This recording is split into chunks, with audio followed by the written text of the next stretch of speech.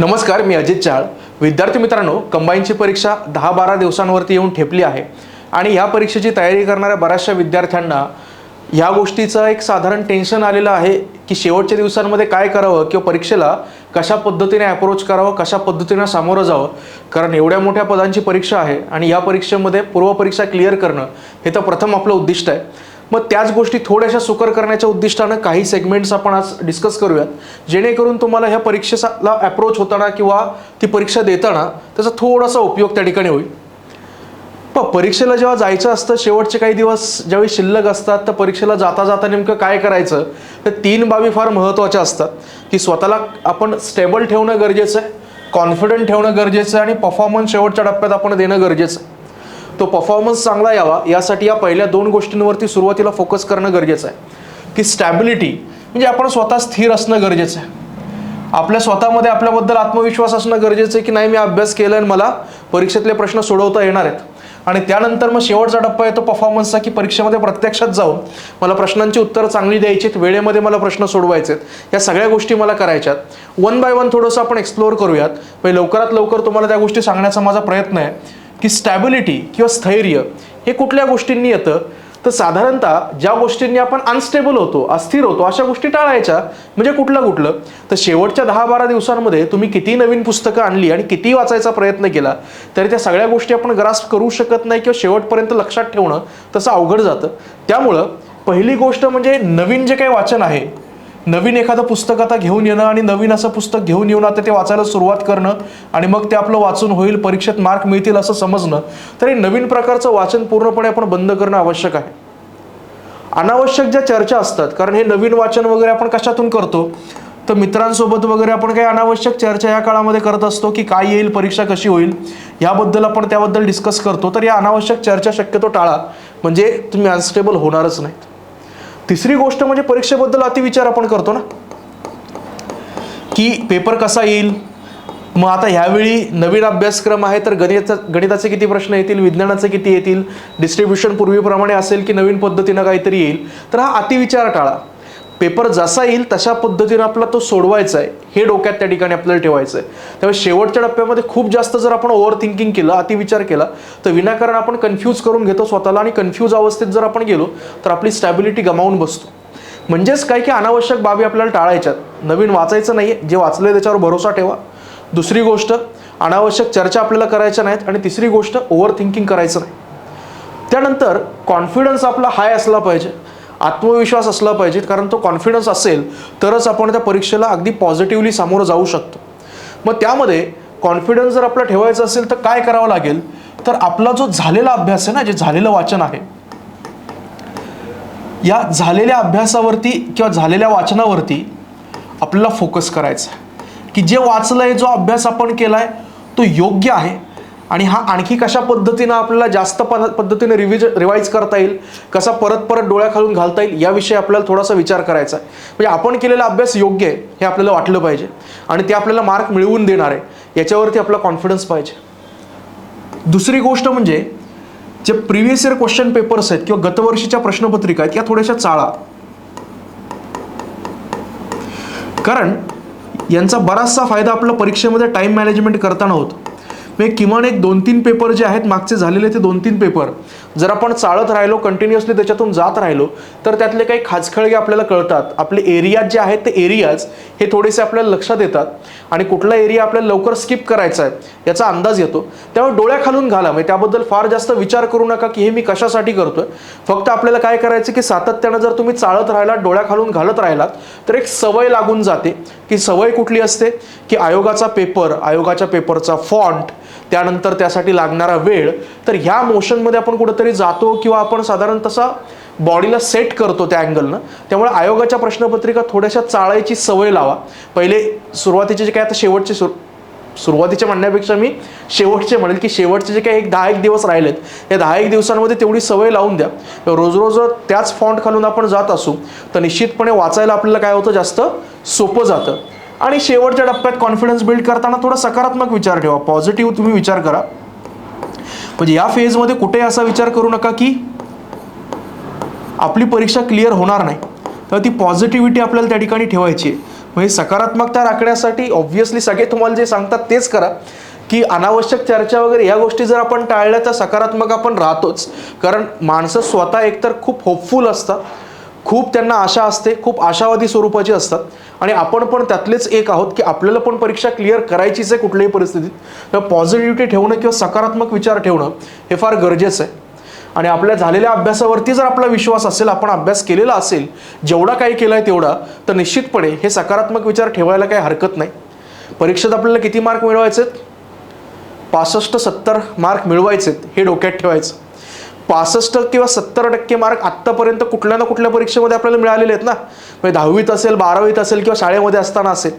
मग तेवढे मार्क जर आपल्याला पूर्वी मिळाले होते तर आत्ता पण मिळतील, हा एक कॉन्फिडन्स ठेवणं काय वाईट आहे त्याच्यामध्ये, की तो कॉन्फिडन्स आपण ठेवूच शकतो ना. कारण पूर्वी जर मिळाले होते तर ही परीक्षा अशी काय खूप मोठी आहे, हिच्यामध्ये सुद्धा आपल्याला काय होऊ शकतात ते मिळू शकतात. अभ्यास तर त्यासाठी आपण जास्त केलेला आहे, की त्या परीक्षांपेक्षा ही परीक्षा थोडी अवघड आहे आपल्याला माहिती आहे, पण आपण तेव्हा जेवढा अभ्यास केला होता त्याच्या तुलनेनं आता अभ्यास आपण काय केलेला आहे, जास्त केलेला आहे. तेव्हा निश्चितपणे तिथपर्यंत आपण पोहोचू शकतो. एक पॉझिटिव्हिटी बाळगणं गरजेचं आहे. त्यानंतर परफॉर्मन्स, की शेवटच्या टप्प्यामध्ये ज्यावेळी परीक्षेचा ॲक्च्युअल डेट येणार आहे, 30 एप्रिल येणार आहे, तेव्हा मात्र परफॉर्मन्स ही फार महत्त्वाची गोष्ट आहे.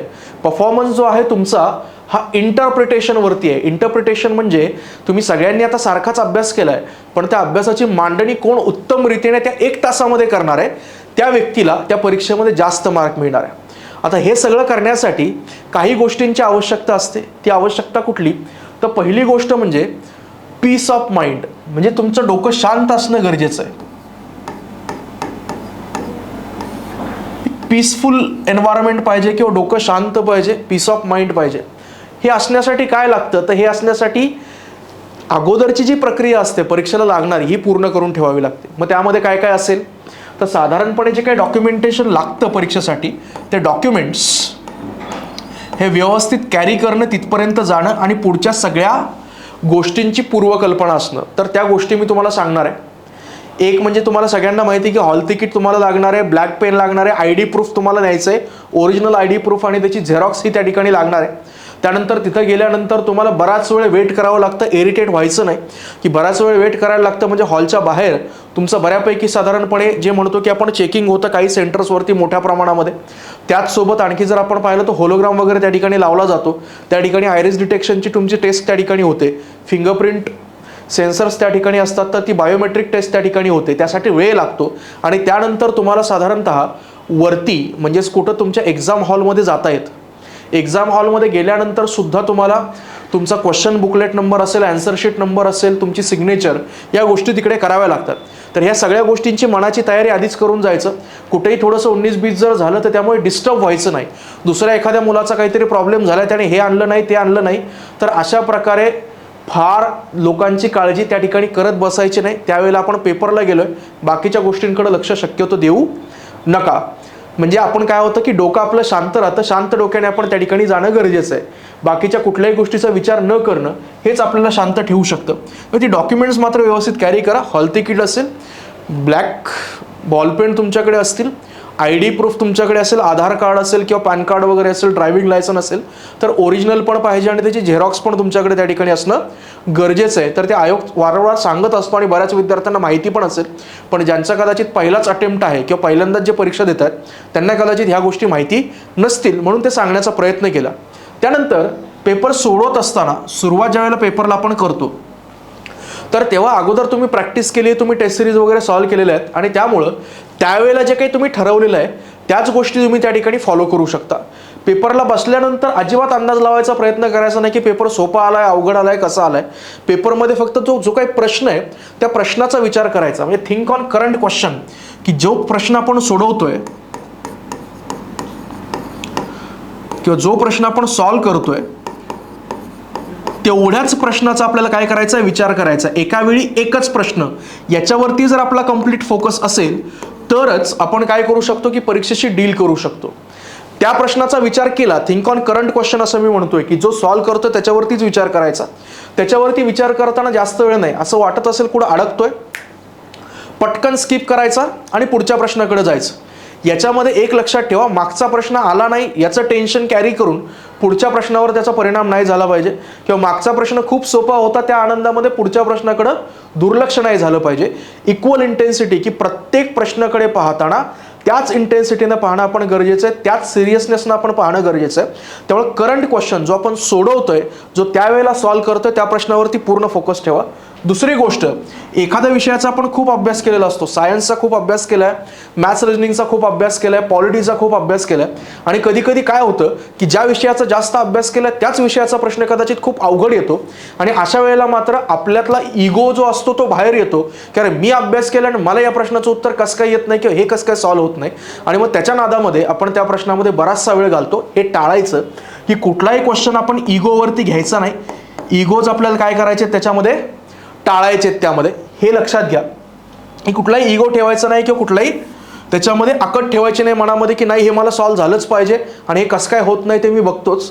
तर निश्चितपणे परीक्षा तुमच्याकडे बघते आणि तुमचं परीक्षेत नुकसान होतं, कारण आपल्याला 100च्या 100 प्रश्न वाचून काढायचे आहेत आणि अटेम्प्ट करण्याचा प्रयत्न करायचा आहे. आणि शेवटच्या टप्प्यात मागं पण मी एक व्हिडिओ याच्यावरती बनवला होता की अटेम्प्ट किती करायचा. तर अटेम्प्ट करताना निश्चितपणे मॅक्झिमम अटेम्प्ट जेवढा तुम्हाला करता येतो तेवढा पेपर तुम्ही अटेम्प्ट करणं गरजेचं आहे.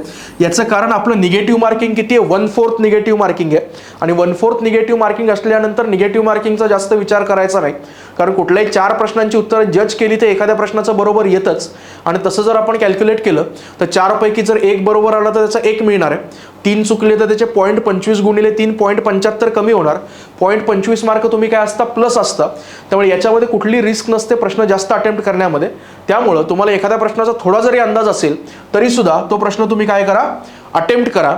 आणि 42 चुका होऊ देऊ नका, की सिरीज चुकणे किंवा रोल नंबर टाकताना चुकणं ह्या गोष्टींकडं जाण्याची वेळ येऊ देऊ नका. तेवढं काळजीपूर्वक तुम्ही ते भरू शकता.